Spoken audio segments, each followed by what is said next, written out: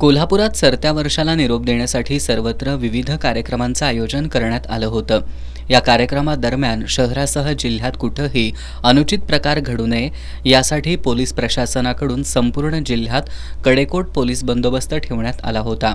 कोल्हापूर शहरात येणाऱ्या रंकाळा, शिवाजी पूल, सायबर चौक यासह सर्व प्रवेश मार्गांवर नाकाबंदी करून पोलिसांकडून वाहनांची तपासणी करण्यात येत होती. सर्व प्रमुख चौकातही पोलिसांचा कडेकोट पहारा होता. पोलीस अधीक्षक महेंद्र पंडित हे स्वतः या सर्व परिस्थितीवर लक्ष ठेवून होते. मंगळवार दुपारनंतर कोल्हापूर शहरातील शिवाजी चौक, बिंदू चौक, राजारामपुरी, मध्यवर्ती बसस्थानक, ताराराणी पुतळा, दसरा चौक अशा सर्व प्रमुख चौकात पोलीस बंदोबस्त तैनात ठेवण्यात आला होता. पोलीस प्रशासनाकडून 31 डिसेंबरच्या पार्श्वभूमीवर 50 ठिकाणी नाकाबंदी करण्यात आली होती.